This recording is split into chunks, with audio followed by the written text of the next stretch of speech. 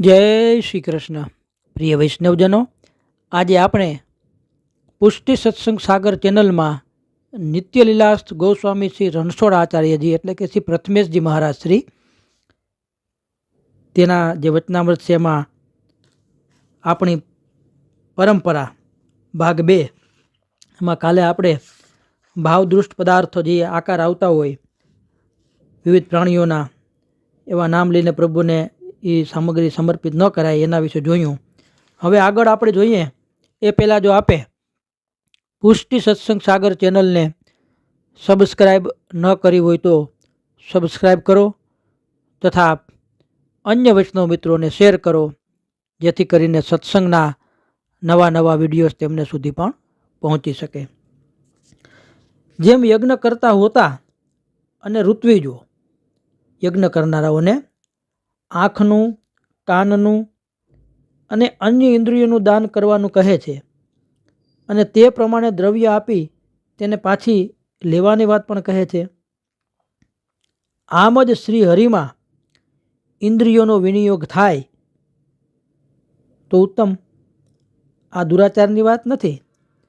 ભગવત સમર્પણથી વસ્તુની શુદ્ધિનો પ્રકાર આવી જ પ્રણાલી ઉપર આધાર રાખે છે અને આમ યાજ્ઞિકો કોઈ આંખ કે કાન તથા હૃદય ખાઈ જતા નથી.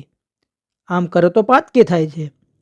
આ ભાવના દૈન્ય માટે અને હવે આ દર્શાવે છે કે આપને મારું સર્વસ્વ આપી દઉં તો પણ આપના ઉપકારનો બદલો વાળી શકાતો નથી. ભગવાને પણ ભક્તોને આવા જ વાક્યો કહ્યા. જેમ ભાવનાથી દેવતાઓ આવે છે તેમ અનુગ્રહ કરી સર્વવ્યાપક ભગવાન પધારે છે. મીમાંસા શાસ્ત્ર અને મિથ્યા માનતો નથી, માટે તેને સત્ખ્યાતિવાદી કહેવામાં આવે છે. આપણા માર્ગમાં અન્યથા ખ્યાતિ સ્વીકારવામાં આવી છે. એક વસ્તુનું બીજી વસ્તુમાં ભ્રમ થવાથી બંને મિથ્યા હોતા નથી. આપણી દ્રષ્ટિનો આ દોષ છે. તેમજ આપણા દોષોને નિવૃત્ત કરવાની આજ્ઞા મહાપ્રભુ શ્રી વલ્લભ કરે છે. વેદમાં ઋતુ પ્રમાણે યજ્ઞો થાય છે, તેમજ ઋતુ પ્રમાણે સેવા ભગવત સુખનો વિચાર કરી કરવાની વિધિ છે. પૂતના અવિદ્યા હતી અને લીલામાં ઉપયોગી થઈ તેટલી જ ટકી શકી અને તેટલી ગંધ રહી ગઈ. તેમજ સંસારની આસક્તિ સેવામાં બાધક ન થાય તેટલી રાખવી જોઈએ. વૈદિક કર્મો આચાર્યની આજ્ઞા વગર થતા નથી અને તેની પાત્રતા પણ આજ્ઞા તેઓ જ આપે છે. તેમજ ભગવત સેવા પણ આજ્ઞા વિના થાય નહીં અને આચાર્ય આજ્ઞા વિના પ્રભુ પોતાની મતે કોઈને પધરાવી શકાય નહીં. બાપ દાદાની સેવા હોય તો પણ તે આચાર્યની અનુઆજ્ઞા એટલે કે આજ્ઞા લઈને જ ફરી પાછી સેવાજીની માથે બિરાજતી હોય. જે વૈષ્ણવ ઉપર અને વૈષ્ણવ પહોંચી જાય તો પણ ફરી પાછી એ ગુરુ ઘરે જે બીજા કોઈને સેવા કરવી હોય તો આજ્ઞા તો લેવી જ પડે.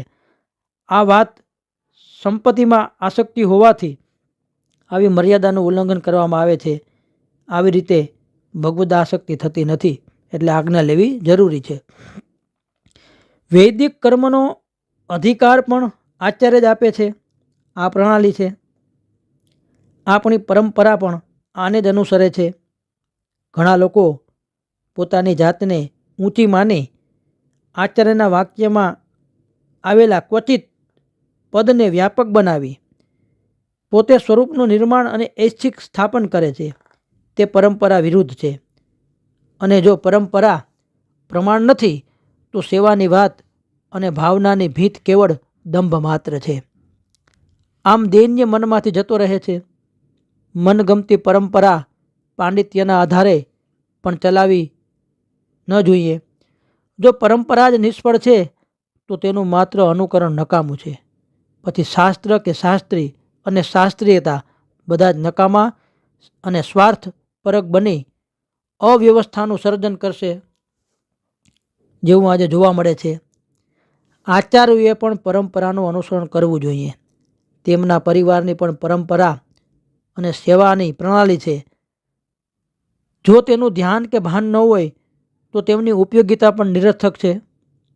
ભલે પછી ભાગવત આદિ અનેક શાસ્ત્રો વાંચો, તેનો અર્થ કેસ કંબાલી જેવા શાસ્ત્ર પણ શ્રવણ કરવા કે કરાવવાનો હેતુ રહેતો નથી. મનસ્વી વાતો થકી આજે નાણાં કે અન્ય બાબતો માટે પરંપરાને અભેરાએ મૂકનારા ધર્મની વાસ્તવિકતા આગળ આંખને આડા કાન કરે છે, અને તે સ્વાર્થના સંકોચથી આવું બને છે. આજે સાચું પણ કહી શકાય નહીં, કેમ કે દ્રષ્ટિ બદલી અને સૃષ્ટિ પણ બદલાઈ ગઈ. પરંપરા અને આચારમાં છૂટછાટ આપવાની વાત કરનારી વ્યક્તિ તેની સાધારણ સીમા પણ જાળવી શકતી નથી, ત્યારે ત્યાગની વાત તો ઘણી જ દૂર છે. આમ આચારરૂપી પ્રથમ ધર્મ જ જ્યાં નથી, ત્યાં બીજી વાત કેમ કરી શકાય? સેવા થકી ભગવાનમાં ચિત્તવૃત્તિનો નિરોધ અને સેવાનું સ્વરૂપ ચેતતઃ પ્રણમ સેવા, આ બંને વાતો પરસ્પર પૂરક છે. માટે ઇન્દ્રિય નિગ્રહ વિના આ સંભવે નહીં. અક્ષણ વણાતામ ફલમ ઇદમ. આમ ઇન્દ્રિયોથી ભગવાનના દર્શન અને સાનિધ્ય શુદ્ધ અંતઃકરણ વિના થાય નહીં. આચાર થકી જ શુદ્ધતા આવે. આ માન્ય તૂટ્યા પછી બાકી કંઈ રહેતું નથી. શ્રી હનુમાનને બ્રહ્મપાસના બંધનને આ જ હેતુથી બળવાન હોવા છતાં સ્વીકાર્યું હતું. આના થકી જીવનમાં શિસ્ત આવે. અશિષ્ટ સમાજમાં આવી શિસ્ત કે અનુશાસન હોતું નથી, અને તેવાઓ આના વિરુદ્ધ જ વર્તે છે. તેવા લોકો સેવા કરી શકે નહીં. સેવામાં સર્વ ત્યાગની વાત આવે ત્યારે નાનો ત્યાગ પણ ન થઈ શકે તો સેવા શું કરી શકે? શ્રમ કરવાથી કામ બાધા છે, વાસના માટે સમય રહેતો નથી. આનાથી અનાચારમાં રુચિ થતી નથી. પણ જેની પાસે 24 કલાક આવી જ ચર્ચા હોય તો પછી ધર્મ ભાવનાનું સ્થાન ગૌણ બની જાય છે. લોકમાં સ્વાર્થ માટે શ્રમ ન કરી શકે તેને વેઠ લાગે. પ્રેમ હોય તો શ્રમ પણ પડતો નથી. તેમાં આનંદનો અનુભવ થાય છે આપણને. પ્રાચીન કીર્તનકારો પ્રભુની સાનિધ્યમાં કલાકો સુધી ગાઈ શકતા હતા, અને આજના ગવાઈઓ થાકી જાય છે. વાસનાના ગાન અને ગુણગાનનો આ તફાવત છે. પશુઓની માફક ગમે ત્યાં ખાઈ લેવું પેટ ભરવા માટે ઠીક છે, પણ ઇન્દ્રિય નિગ્રહ માટે અનુચિત છે. આમ દેહથી પરવશ થનારા જાત અંકુશ રાખી શકે નહીં. આ માનસિક નબળાઈના વિવિધ પ્રકારો છે. સેવામાં આવી જ વસ્તુ બાધક છે. તેના ત્યાગની આજ્ઞા શ્રી મહાપ્રભુ કરે છે. ભગવદ રસ રસિકો આવી અવગણના કરતા નથી. સંસારના રસના રસિકો બધાની અવગણનામાં જ કલ્યાણ અને સુખ માણે છે. સેવક ટહેલ કરનારા પણ જાગરણ અને અન્ય ઉત્સવોની સેવાથી કંટાળતા તે માંદા પડતા હોતા નથી. અને જ્યારે આજે માથાબોળ સ્નાન કરવામાં શરદી લાગી જાય છે, વાળ ખરી જવાની બીક રહે છે, અને બોયકોટમાં વાંધો હોતો નથી. નાણાં બચાવી ગમે તે પહેરીને સેવા કરનારની રજા માગતા લોકો પોતાનું જીવન અને નૈતિકતા તેમજ શાંતિને બચાવી શકતા નથી. એકતાની વાતો કરનાર અને સુમેળ સ્થાપનાર જરાય સહન કરવાની ત્રેવડ નથી રાખતા. વૈષ્ણવતાની વાતોથી નથી આવતી, આચરણથી આવે. ક્રાંતિના નામે ઘર બાળી નખાતું નથી, તેની વ્યવસ્થિતતાની સ્થાપના થાય છે. ફેશનમાં ગમે તે કપડાં પહેરનારા સેવા માટે સાત્વિક વેશ ધારણ કરતા શરમાય છે. ખર્ચની વાત કરે છે અને પોતાનો પ્રમાદ સંતાડે છે. આવી રીતે વ્યાજકરણને ધર્મ મનાવે તે માને છે. શ્રી આચાર્યજી તેવું માનતા નથી.